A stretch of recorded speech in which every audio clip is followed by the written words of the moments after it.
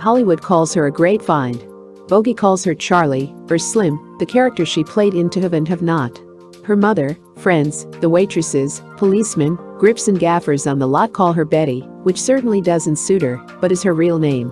The town cut-up started calling her the Look, on account of what she, amused at herself, describes as that down-under look which she uses with such sulphurous effect on the screen. And the name has taken hold like wildfire. Others call her Lauren, a family name she adopted when she went on the stage, or, the tag of fame, just Bacall. She has the whole town talking.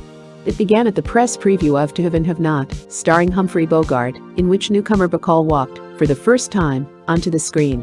The impact was terrific. In that star-accustomed audience, one heard the sharp sound of indrawn breaths, felt the mounting excitement accorded only the fabulous or frightening. Afterwards the critics gathered outside the projection room, where an extraordinary thing happened.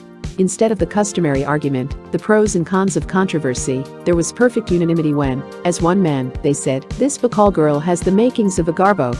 June Allison, who admires her tremendously, summed up the general reaction when she said, "It was like being given the insulin shot treatment." The preview crowd dispersed, but the applause echoed on. Obviously it was time to talk to this Bacall girl.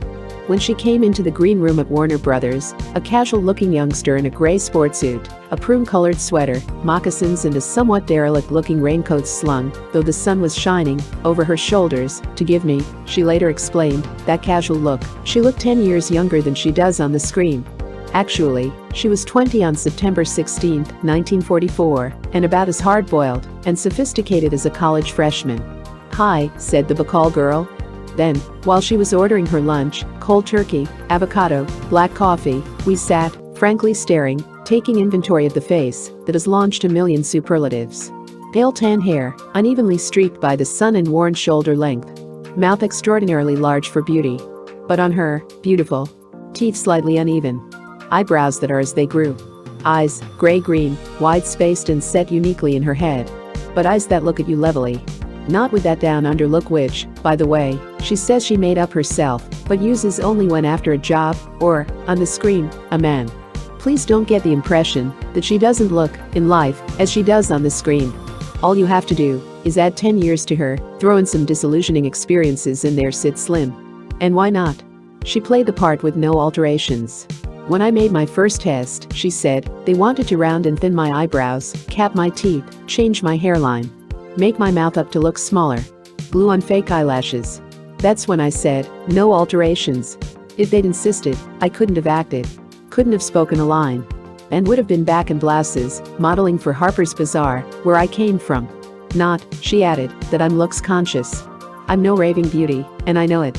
Just," she laughed, "raving. But I've got to be me, and not some other creep, as Bogey would put it, when I do a job." Fortunately for me, I had Mr. Hawks on my side all the way, so I made the picture completely, except for very light makeup, uncamouflaged. And I'm doing the same in my second picture, The Big Sleep, in which I'm again teamed with Bogey, again directed by Mr. Hawks and playing, of all things, a society girl. Speaking of fame, she says, "I'm not famous, yet. One picture isn't enough to prove anything. Nor two. Fame," said this Bacall girl, who sees things straight and sees them whole, "is something that must pyramid. But I see my name in the papers, hear it over the radio, see my face on magazine covers, and it's a little hard to believe this is me it has happened to. I always wanted it to happen. But never thought it would, like this." As a matter of fact, and record, Betty Bacall hadn't any particular reason to suppose that it would happen like this, if at all. She says, of her childhood, it was pretty dull, and would like to let it go at that. Born in New York City, Betty, her mother and grandmother lived in a series of apartments. One gathers that the going was not very good, or the environment glamorous. Betty's mother worked, and still works, as a private secretary. Of her father she says, with a shut expression, "We don't talk about him." She didn't like school, didn't like to study and never did, but managed to graduate from the Highland Manor School for Girls, at Tarrytown-on-Hudson, the June before she was 12, and from the Julia Richmond High School in New York when she was 15. Of her school days she remembers, and then with bored reluctance, only that she was in some class plays, loved the great outdoors, wasn't a bit femme, once fell down a hill while riding her bike and got pebbled legs. Also, that she was stupidly sensitive, got hurt feelings easily. I'd see two girls, heads together, whispering, and be sure it was about me, and brood over it. After Julia Richmond, Betty considered going to college. But I suddenly changed my mind. Takes too long. Not necessary at all for actors. Anyway, I never do anything I don't like to do, if I can help it. That I could help.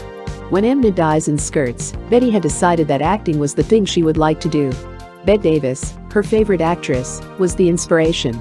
By the time she'd graduated from Julia Richmond, she'd seen enough Davis pictures to be sure that it took training to be an actress.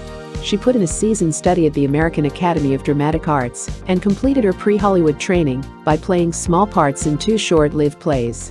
One, Johnny 2x4, never reached Broadway. The other, Franklin Street, had a run as brief as a breath. If talent scouts, on the prowl, caught the latter, they must now be weeping in their beards, for they overlooked Bacall. But that arresting face and 119 pounds, 5'6.5 inches of nonchalant grace did impress one of the editors of Harper's Bazaar. He gave the Bacall girl a job as a model, which proved to be a shortcut to Hollywood. "What happened," said Bacall, "was that Mrs. Hawks saw my picture, modeling a blouse, in the bazaar, called it to Howard's attention. Howard called his agent, Charlie Feldman, asked Charlie to wire his New York office to look me up and over. I was in Florida, at the time, for the bazaar. Mr. Feldman's New York office got in touch with my mother, who wired me.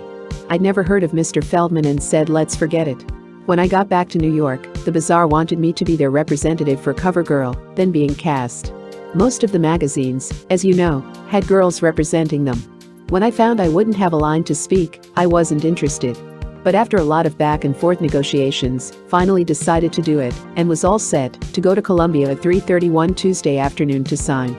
Half an hour before I was to go, came this mad phone call from Feldman's man. "Well, what about it?" he asked. "I'm about to sign with Columbia," I said. "Don't," he shouted, "do a thing until I get there." When he got there, we put in a call for Mr. Feldman in California. Said Mr. Feldman, "Well, how soon can she get here?" That same afternoon, they arranged transportation for me, and I was in Hollywood 3 days later. I met Mr. Hawks. I made a test. I put in 8 months of coaching. I read aloud for days and weeks, so that my voice, which, she grinned, was not always as it is now, would smooth out and have more resonance. Mr. Hawks was in no hurry. He chose to prepare me carefully, so that I might make my debut in the big league. "Well," said the Bacall girl, with her challenging grin, "I did." "Scare you, Hollywood?" we asked. Bacall said, slowly, "I don't think so. I love to act. I think I can act. To be allowed to act is all I want of Hollywood. One of these days someone is going to take a good look at me and say, you're in the wrong business. Because I want none of the things the average young girl wants. I don't want a lavish home. I don't want expensive furs, cafe society life or jewels. I don't like sham. I like to wear slacks. Would like to spend most of my life on a boat in dungarees and an old shirt just running around swabbing up the decks and polishing the brass. To me, a boat has all the peace there is and that I must have. I've been in this town a year and a half and I've seldom been to nightclubs. After I got out of high school, I hung around with actors, most of them struggling on Broadway. Later Mother and I had a little apartment in the village. Friends would come in, and we'd go to a place called Shima's for dinner, or a place called Jai Lai, 2 little Chinese restaurants, and then back to the apartment to talk till morning. That was more for me. Here, I spend a lot of time with Mr. and Mrs. Hawks and their friends. I like people older than myself. It's why I don't go out with young boys. My mother and I, and Rupi, my Cocker Spaniel, have a little apartment, which shouldn't happen to a canary. Someday, we'll have a house, in the valley. My friends come to the apartment. I've been told I'm too much of a recluse. Maybe I am. When I get to the place where people recognize me, ask for my autograph, I'm going to think it's lots of fun.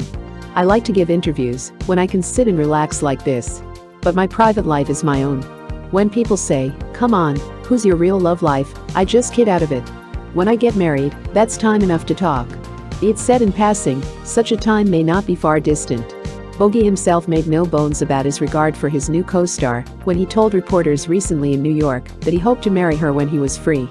Lauren, however, has left most of the talking to Bogey, since the complications to their marriage are primarily his. In this, as in other things, she has not lost her sense of balance.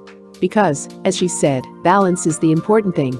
I know that, if something comes along that gets me all keyed up, something else will happen that will take me down again. If it doesn't, it should. For if ever my nose goes up in the air, I'll do something drastic.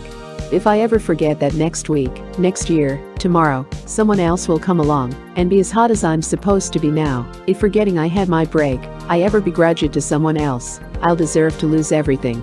The actors and actresses who have stayed big in this business are the swell people like Bette Davis, who is a perfectly marvelous woman. She's been wonderful to me. She went to producer Henry Blanke and suggested me for The Fountainhead. People like Annie Sheridan, Clark Gable, Joan Blundell, Bogey too, everyone looks up to them. I'd like to be, Lauren Bacall added, simply, one of them. Well, it looks likely. Photoplay magazine, April 1945.